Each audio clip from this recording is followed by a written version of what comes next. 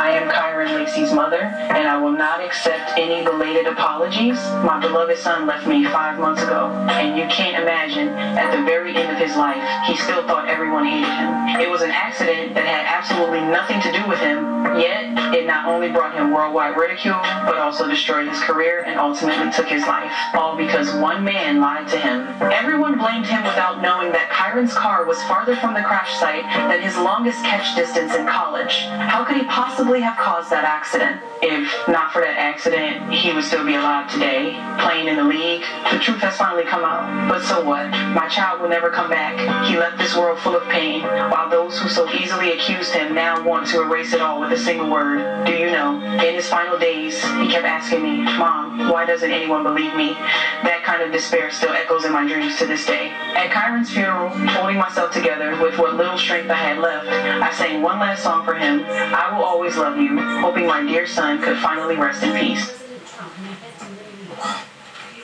Put my full mask. According to News One, in April, this remarkable young man, sports star, was shot. LSU wide receiver Kyron Lacey, who took his own life in Houston 2 days before a grand jury was scheduled. A grand jury had been convened and was scheduled to begin evidence-related proceedings. Heavenly Father, please, Lord, I beseech you, Lord, please save his soul in the name of Jesus Christ. According to the Harris County Police Department. Now remember, in the grand jury proceeding, this is the official prerequisite to a true bill or your indictment. It is not a place where you have equal rights to defend yourself. Louisiana State Police claimed that Lacey, quote, recklessly passed multiple vehicles at a high rate of speed by crossing the center line and entering the northbound lane while in a designated no passing zone, killing 78-year-old Herman Hall. Now I want you to understand the context of this. Recklessly passing multiple vehicles, causing the death. Okay? Keep that in your mind as we continue to unfold the saga that led to this and all of the players who were involved. At the time of Mr. Lacey's death, he was facing charges of negligent homicide. On the day of his death, Harris County Police received a call from a female family member who said she was arguing with Lacey when he fired a shot into the ground. Officers arrived at the home to find Lacey had already left in his car. The police reportedly caught up with him, resulting in a car chase. The pursuit ended when Lacey crashed, but when officers approached the vehicle, they discovered Lacey had died after shooting himself in the head. Last week, Lacey's defense attorney, Matthew Ory. See, Mr. Ory made an appearance on Louisiana television station HTV10, where he claimed video footage proves his late client was not responsible for the crash at all. In fact, his green Dodge Charger did not arrive at the scene until after it happened. Quote, we know from data that Kyron Lacey did, in fact, pass 4 cars. There's no disputing that. Further north, Lacey passed 4 cars, over to HTV's Martin Falls. Quote, however, he was back in his lane of travel, 92.3 yards, back in his lane behind Mr. Hall. At the time of impact, he's 72.6 yards behind the vehicles at the time of the impact. Keyword, behind the vehicles. This is not how this story was ever painted. Never. Go back to your original report from police. He had passed multiple cars, recklessly driving, causing the death of. So how does the attorney know, but the cop doesn't? How did the attorney get the information right, but the police, that they have a budget for investigators, accident reconstruction investigators, the whole nine? How did they get it wrong? How did the district attorney who decided to pick the case up and present to a grand jury, meaning you have at least obtained evidence to present to individuals who you're telling them to indict based on your good faith representation of the evidence? How is it that you don't have the evidence? Or he also said the evidence shows another car, what she called vehicle number 2.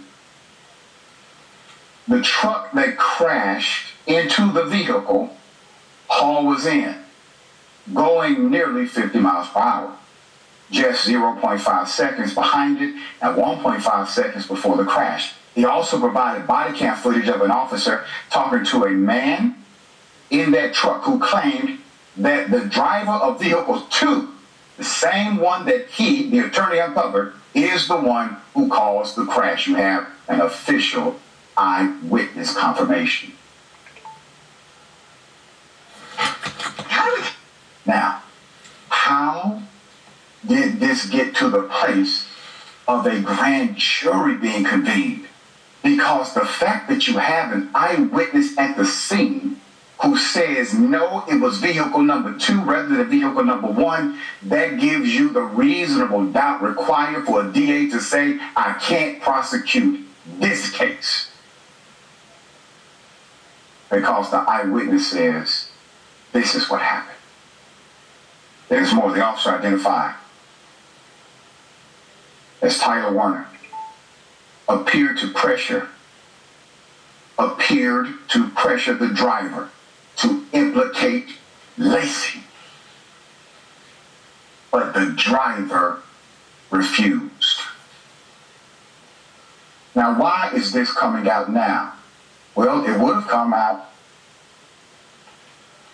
in a court hearing where full evidentiary context is reviewed. It would have come out possibly in the narrative when they drop the charges and the DA does a press conference and we drop the charges because A, B, and C happened. See, none of that will take place, so we have to do it this way because the young brother decided to move on to his next evolution without the context of truth being applied to him. Not alive himself. In the statement of Fox News Digital, the Louisiana State Police disputed these allegations. Now, I want you to hear this quote, following the crash, LSP conducted a detailed investigation with the assistance of crash reconstruction experts and with all available information at the time. That's the caveat here. The statement read, quote, investigative findings revealed that Mr. Laci's reckless driving while approaching oncoming traffic led to the events of the crash. The findings were presented to the 7th Judicial District Court, which approved an arrest warrant because of the evidence collected. As with all investigations leading to arrest, the subjects of the investigations are presumed innocent to proven guilty in the court of law. No one disputes that he was behind the crash scene. He was swerving, passing cars, and reckless operation caused a series of crashing events. They're still reaching. Meanwhile, the Louisiana Democratic Party is now calling for the Attorney General, Liz Murrill, to launch an independent investigation into what it describes as a wrongful accusation against Laci. Quote, the recent wrongful accusations made against former LSU football player Kyron Laci are deeply troubling and represent yet another painful example of how false reporting and reckless actions by certain members of law enforcement can destroy lives and damage public trust, state Democrats said in the statement. At best, if a judge even allowed the presentation of such a ridiculous narrative of the crime.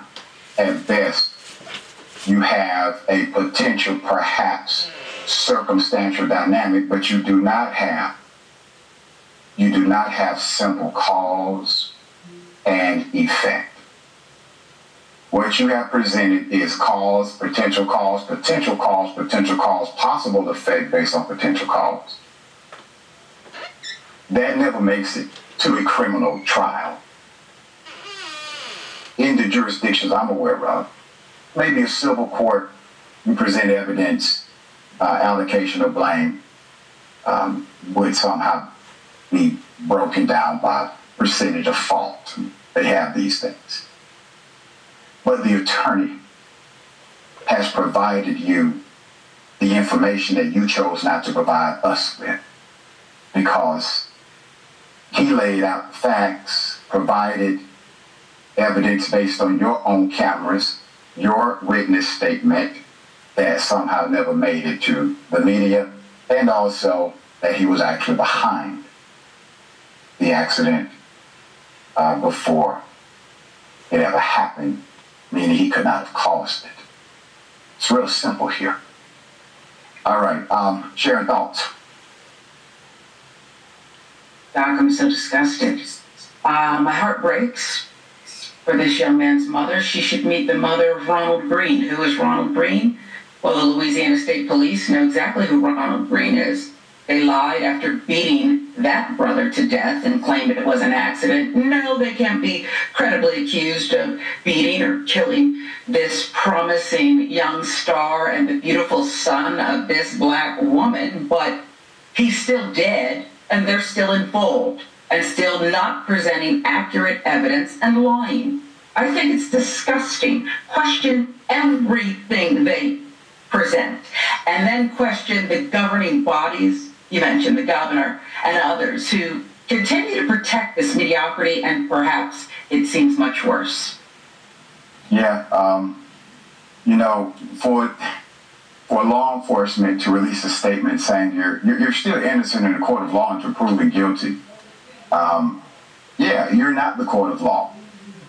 You all are law enforcement agents. As a matter of fact, your word isn't trusted enough to be entered into a court of law. So the police report that everybody looked at typically is not evidence, it's hearsay. You can't even present it in a court, but they present it for the narrative that was your actual cause and effect here. It's easier to prove how the state was implicit in the death of this young brother than the state could ever prove that this young brother was complicit in the death of anyone else. We bring up days as to come our hearts, our prayers with the family. On September 25th, we lost a woman who chose revolution over submission, exile over surrender, and freedom over fear. Assata Shakur died in Cuba at 78, but her legacy lives in every black person who refuses to accept injustice as inevitable. I need you to sit with me for a moment because we're going to talk about a woman whose story embodies the complexity, courage, and consequences of black resistance in America.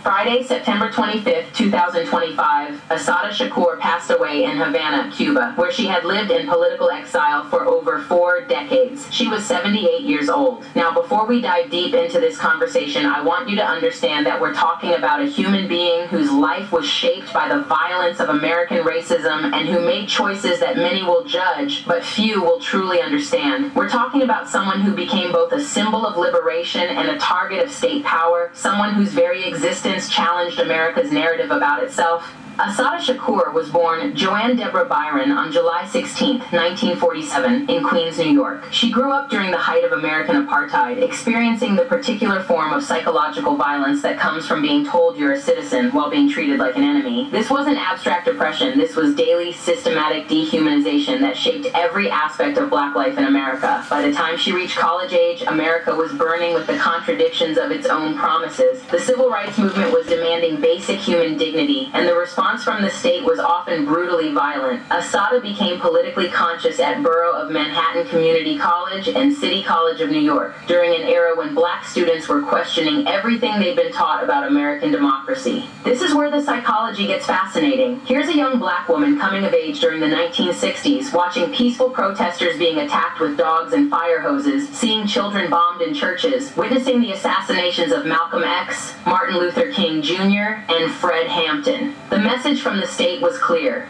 Even when you play by their rules, even when you're peaceful, even when you're morally right, we will still kill you. Assata joined the Black Panther Party and later the Black Liberation Army, organizations that understood something crucial about power. It rarely yields to moral arguments alone. These weren't random acts of rebellion. These were strategic responses to state violence. When the government wages war against your people, some folks are going to wage war back. The BLA was formed in 1970 as a clandestine armed wing of the Black Liberation Movement, emerging from the understanding that the state was systematically murdering black leaders and activists.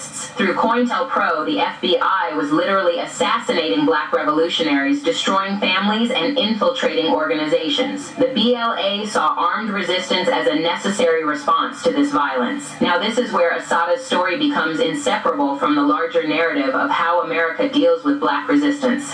On May 2, 1973, Assata was traveling on the New Jersey Turnpike with two fellow BLA members, Zaid Malik Shakur and Sundiata Acoli, when they were stopped by state troopers. What happened next changed the trajectory of her life forever. A shootout occurred. When the smoke cleared, Zaid Shakur was dead, State Trooper Werner Forster was dead, and Assata was wounded with her hands raised. Another trooper was wounded but survived. The physical evidence told a complex story, but the legal system was determined to tell a simpler one. Here's where we need to understand the context of American justice in the 1970s. This was an era when the FBI was openly at war with black liberation movements. J. Edgar Hoover had declared the Black Panthers the greatest threat to internal security of the country. The state had a vested interest in making examples of people like Assata. The trial that followed was a masterclass in how the American legal system operates